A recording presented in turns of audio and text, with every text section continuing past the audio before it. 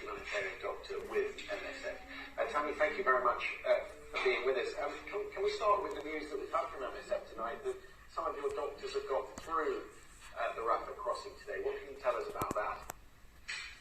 Yeah, I just want to clarify, I'm not speaking on behalf of Doctors Without Borders today. I do work for them, but in this interview I'm not speaking on their behalf. Okay. I can confirm that 22 members of Doctors Without Borders have successfully crossed the Rafah border, but I can't comment further.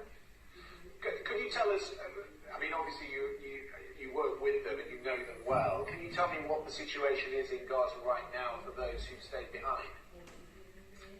So, my relationship with the Gaza Strip over the last 10 years has been as a teacher, not through MSF. I go and I train with a group of physicians and surgeons from Oxford University.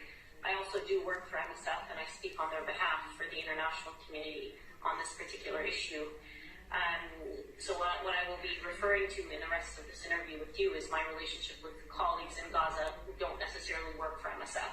Okay. I have a long-standing relationship with the medical community in the Gaza Strip through my training trips over the last decade. And are you in contact with them? Are you in regular contact? I am. And what are they telling you? So I just want to say it's very hard to follow after listening to Biden's speech because, what I'm about to tell you just seems so such a shock compared to the rest of the narrative that I've been listening to, waiting for my interview. This is an avalanche of human suffering that's 100% man-made. It is the worst humanitarian catastrophe I've experienced in my lifetime and in my growingly long career in humanitarian medicine. And it's burning through the hearts of every single humanitarian that I know. I'm going to paint a picture for you of the degree of suffering that we're seeing.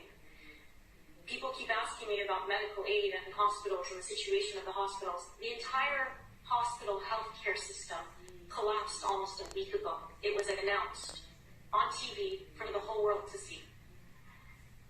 And in that week, there has been indiscriminate bombardment. I don't even know if indiscriminate is the right term because it's targeting healthcare facilities, ambulances, churches, mosques, schools, refugee camps, densely populated refugee camps, wiping out entire families in a second, entire multi-generational extended families in a second. There are almost 1,000 families in the Gaza Strip who have had at least 2 members of their family, at least 2 members killed in the last 3 weeks. There are almost 4,000 children who have been killed and identified, excluding almost 1,000 children whose bodies are still trapped under the rubble. Some of them may be alive for a long period before they ultimately die under the rubble. And I'm sorry if there are any young children watching this. Perhaps this is a good time to ask them to leave the room, but I think it's important that I paint a picture, particularly when I'm following a news narrative that almost dismisses this avalanche of suffering that is unprecedented in modern times. There's an acronym in the Gaza Strip right now. I'm a pediatric intensive care doctor. I see a lot of suffering in my career. There's an acronym that is unique to the Gaza Strip, and it's WCNSF. Wounded child, no surviving family. Children, and it is used not infrequently in the last 3 weeks. It was coined in the last three weeks. One physician told me a few days ago that a little girl came in wounded, and she had a piece of paper in her pocket that she handed to him. He sent me a picture of the piece of paper. It had 27 names on it, and she said, "These are the members of my family that were with me in my home. Please look for them. Please look for them under the rubble. Don't look for this one," and she points to the name of her sister. "I know she's already dead." This is a 10-year-old little girl. Wounded child, no surviving family should not exist as an acronym. And to follow President Biden as he continues to justify and to warmonger, all I can say is this has to stop. It's a collective stain on our humanity. It's a stain on our collective humanity. And let me ask you, you paint such a vivid and horrific picture, and you really do, and I I understand that these are your friends who you've worked with and how difficult that must be. You're not alone. I've been hearing today reading testimony today from Philip Lazzarini, who's the Commissioner General of UNRWA. He's been speaking to the UN Security Council. He said this: the sanitary conditions are appalling. People live on very little bread and whatever is left of some water.